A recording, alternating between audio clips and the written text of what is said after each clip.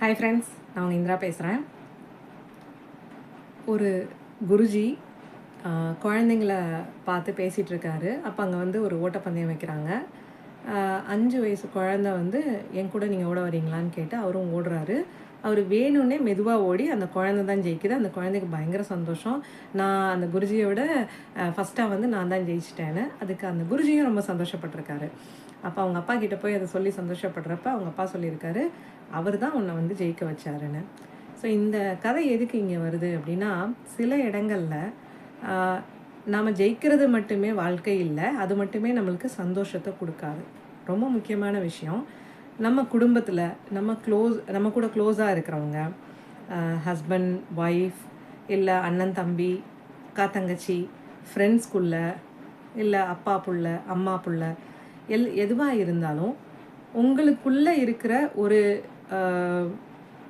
ஒரு அந்யோன்யம் வந்து எங்கே வருது அப்படின்னா, ஒருத்தருக்கு ஒருத்தர் விட்டு கொடுத்துக்கிற விஷயத்தில் தான் இருக்குது. ஆனால் அது என்ன நடக்குது அப்படின்னா, ஈகோ ஒன்று இடையில வந்து நின்று நீ பெரியவனா நான் பெரியவனா அப்படின்ற மாதிரி வந்து முட்டிக்கிட்டு நிற்குது.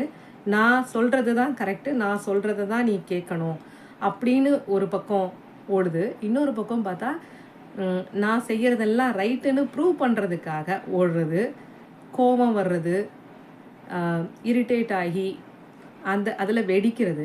இதெல்லாம் எங்கே போய் முடியுது அப்படின்னா, நம்மளோட ரிலேஷன்ஷிப், அதாவது நம்ம கூட க்ளோஸாக இருக்கிறவங்களோட இருக்கிற தொடர்புகளை துண்டிச்சு விட்டுடுது, இல்லை பாதிச்சிருது. இது வந்து உங்களுக்கு நல்லாவே தெரியும். ஸோ நம்மளுக்கு ரொம்ப முக்கியமாக ஒரு இடத்துல சண்டை போடுறோன்னா அந்த இடத்துல நாம் தான் ஜெயிக்கணும் அப்படின்னு நினச்சோன்னா, சண்டையில் அந்த ஆர்கியூமெண்ட்டில் நம்ம ஜெயிச்சிடலாம், ஆனால் அந்த மனுஷனை நம்ம இழந்துருவோம் அப்படின்றது நம்ம எல்லாருக்கும் நல்லாவே தெரியும். ஆனாலும் அந்த விஷயத்தை திரும்ப இங்கே நினைவு கூர்ந்து, இனிமேல் அந்த மாதிரி ஒரு சம்பவம் நடக்க போகிறப்போ உங்களுக்கு அந்த நபர் வந்து வாழ்க்கையில் வேணுமா, இல்லை இந்த சிச்சுவேஷனில் நீங்கள்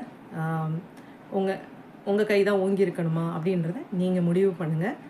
ஸோ இதை நம்ம ஞாபகம் வச்சுக்கிட்டோம் அப்படின்னா, நம்மளை சுற்றி இருக்கிறவங்க எல்லாரும் நம்மளுக்கானவங்களாக இருப்பாங்க, நல்ல எனர்ஜியோடு தான் இருப்பாங்க, நம்ம நல்ல விஷயங்களை தான் ஈர்ப்போம். எல்லாரு கூடயும் சண்டை போட்டுட்டு எல்லாரையும் எதிர்த்துக்கிட்டு நம்ம தனியாக போய் உட்காந்து எவ்வளோ ஈர்க்க முடியும் அப்படின்றது தெரியல. ஸோ சாய்ஸ் இப்போ யார்கிட்ட இருக்குன்னா நம்மக்கிட்ட தான் இருக்குது. எல்லாமே நம்மளோட சாய்ஸ் தான், நாம் தான் தீர்மானிக்கிறோம்.